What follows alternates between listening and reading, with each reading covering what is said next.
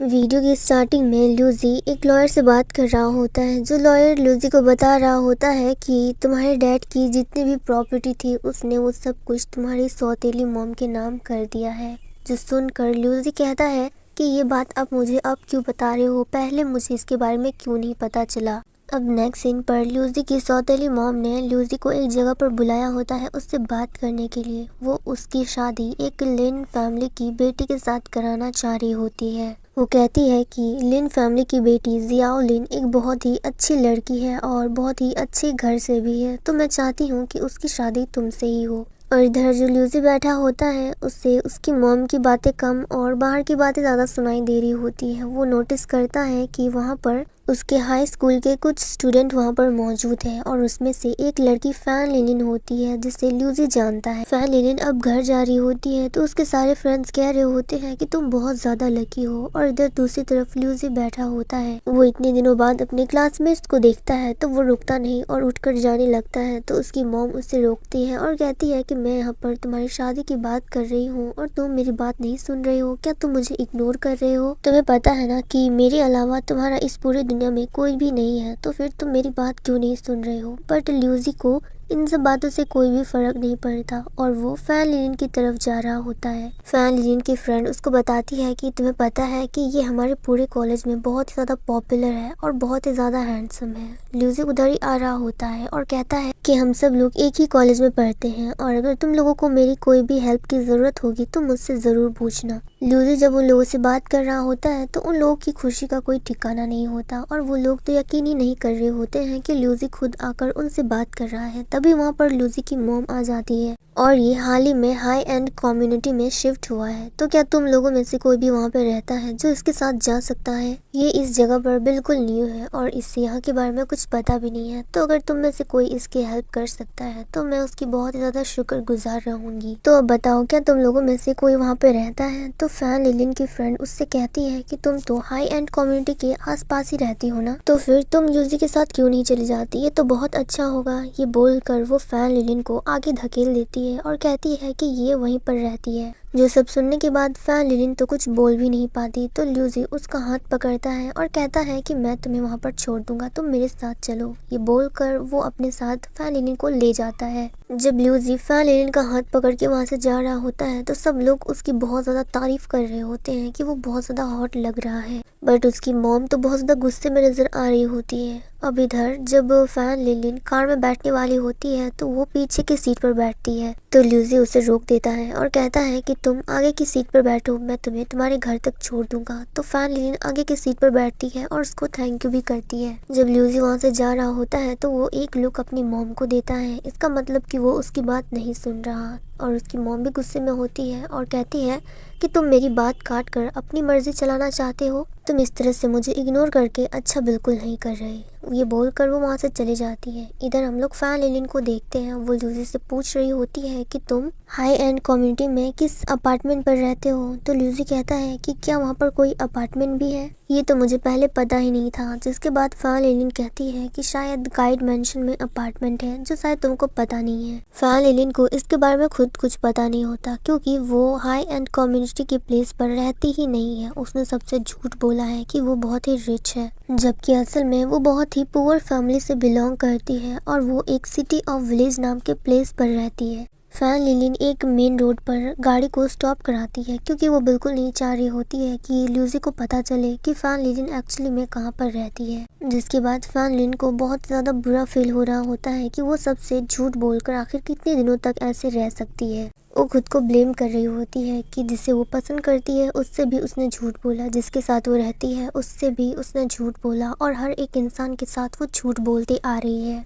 जब वो वापस अपने मोहल्ले पहुंचती है तब वहाँ के मोहल्ले वाले सब लोग बोल रहे होते हैं कि ये तो फैन लिलिन है, ये आ गई। सब लोग काफ़ी ज़्यादा एक्साइटेड होते हैं क्योंकि उन लोगों के हिसाब से भी फैन लिलिन बहुत ज़्यादा अलग है। अब नेक्स्ट सीन हमें कॉलेज का दिखाया जाता है। फैन लिलिन अपना मेकअप कर रही होती है और सोच रही होती है कि मैं आखिर कब तक ऐसे झूठ बोलती रहूँगी। तभी वहाँ पर उसके फ्रेंड्स आ जाते हैं और उससे कहने लगते हैं कि तुम और लूजी दोनों एक साथ बहुत ही अच्छे दिखते हो।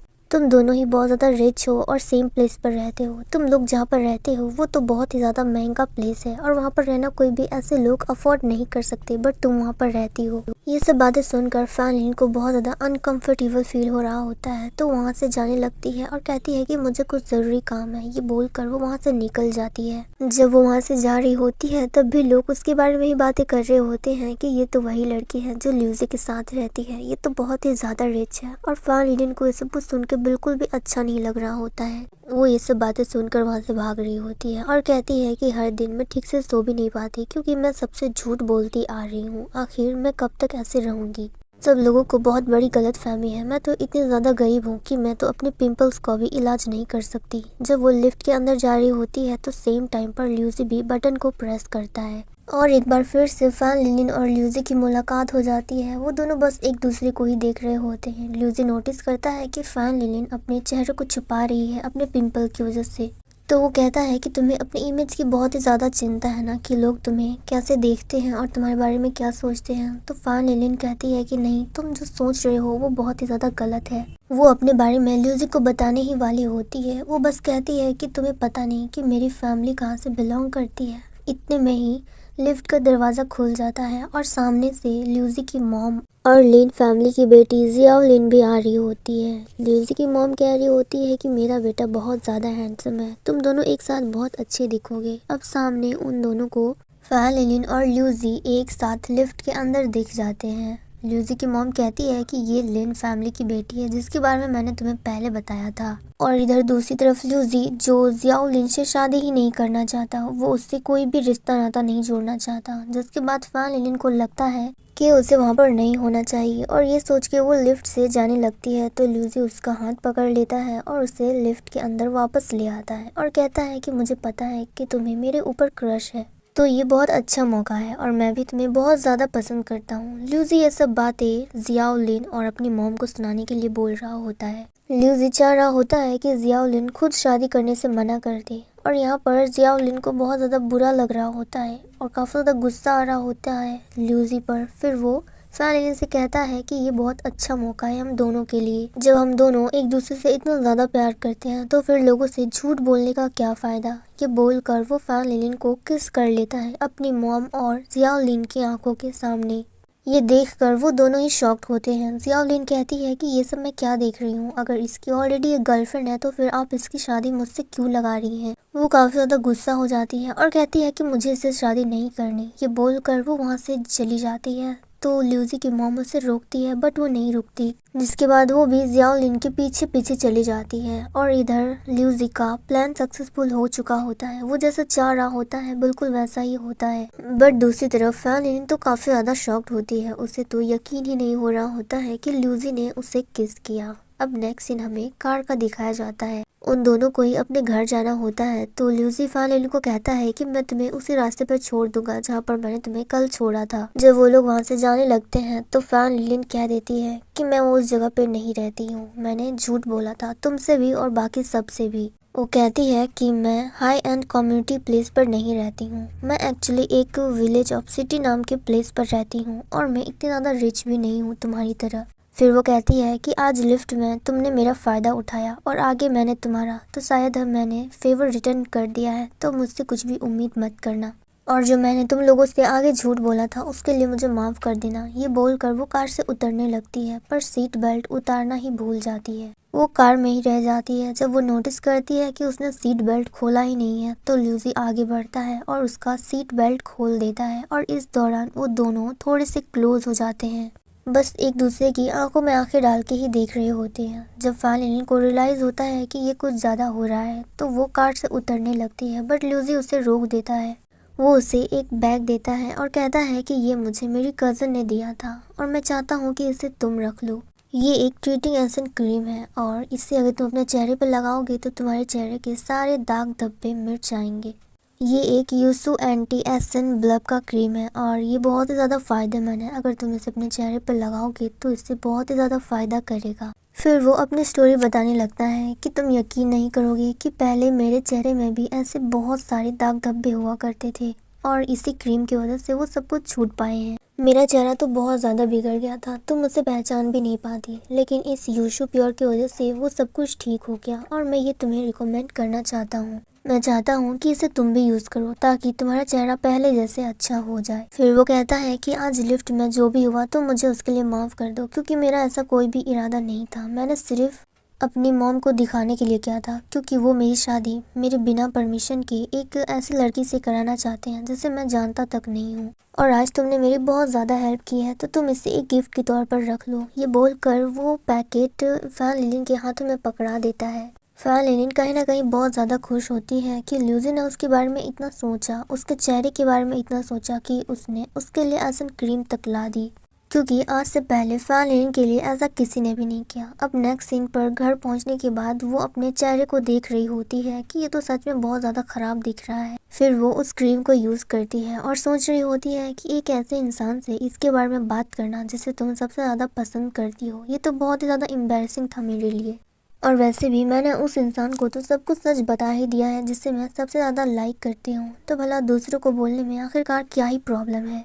अब फैन लिलिन बहुत ज़्यादा कॉन्फिडेंस हो जाती है और वो डिसाइड कर लेती है कि वो आज सबके सामने सब कुछ सच सच अपने बारे में बता देगी। अब नेक्स्ट दिन हमें कॉलेज का दिखाया जाता है। फैन लिलिन दौड़ते हुए जा रही होती है माइक की तरफ, क्योंकि उसे अपने बारे में सब कुछ बताना होता है। पर सब लोग बातें बना रहे होते हैं कि फैन लिलिन और लूजी दोनों डेट कर रहे हैं, और कुछ लोग ये भी कह रहे होते हैं कि आखिरकार इसमें प्रॉब्लम ही क्या है। वो दोनों ही रिच फैमिली से बिलोंग करते हैं और दोनों का स्टैंडर्ड भी बहुत ज़्यादा हाई है, तो उन लोगों के लिए बहुत ज़्यादा नॉर्मल है।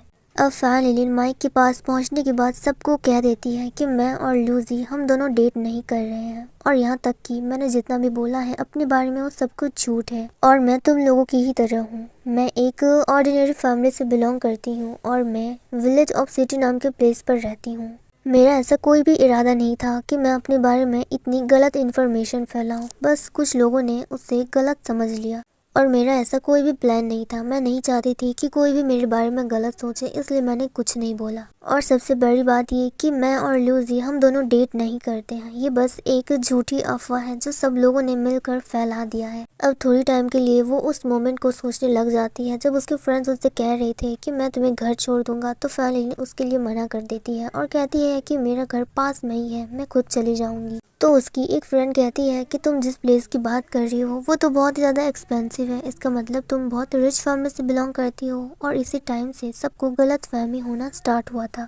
फिर वो कहती है कि वो सब कुछ मेरी गलती थी, मुझे सब कुछ टाइम से ही बता देना चाहिए था, तो बात इतनी आगे बढ़ती ही नहीं। बस इतनी सी बात के लिए सबको बहुत ही ज़्यादा गलत फहमी हो गई, तो मैं सबको सॉरी कहना चाहती हूँ। और ये सब बातें लूसी इधर सुन रहा होता है, और फैन लिलिन की इतनी हिम्मत देखकर लूजी भी खुश होता है, जिसके बाद फैन लिलिन सबसे माफ़ी मांगकर स्टेज से उतर जाती है। बाहर आने के बाद वो चैन की सांस लेती है और खुद को कह रही होती है कि फाइनली उसने वो कर दिया जो उसे बहुत पहले कर देना चाहिए था। अब उसे झूठ बोल के नहीं रहना पड़ेगा किसी से भी, अब वो सच्चाई के साथ जी सकती है। जब वो जाने लगती है तो पीछे से लूजी उसे पुकारता है। वो पीछे मुड़ती है तो वहाँ पर लूजी होता है। वो कह रहा होता है कि तुमने ये रास्ता क्यों चूज किया, तुम दूसरा रास्ता भी तो चूज कर सकती थी, और तुमने सबको ये भी बता दिया कि हम दोनों डेट नहीं करते। अगर तुम ये बात नहीं भी बताती तब भी लोगों को कोई फर्क नहीं पड़ता। तो फैन लिलिन कहती है कि लोगों के सामने मुझे क्या बोलना था, इसका रास्ता मैंने खुद चूज किया था, और मुझे पता था कि मैं लोगों के सामने कुछ भी बोलती मुझे सच तो बोलना ही था। आखिरकार मैं झूठ बोलकर कितने दिनों तक रह पाती, और ये सब बोलकर मैं बहुत ज़्यादा फ्री हो चुकी हूँ। ये बोलकर वो वहाँ से जाने लगती है। वो काफ़ी ज़्यादा खुश होती है। अब जाते जाते वो रास्ते में रुक जाती है और पीछे मुड़ती है और कहती है कि एक चीज़ तो मैं बताना भूल ही गई कि उन सभी रास्तों को मैं बिल्कुल तुम्हारी तरह ही चूज़ करना चाहूँगी, क्योंकि झूठ बोलने में इतना मज़ा नहीं है जितना सच बोलकर रियलिटी फेस करने में है। ये बोलकर वो स्माइल करने लगती है और ल्यूजी की तरफ देखती है, और इस मोमेंट पे हमारा ये सीन कट हो जाता है।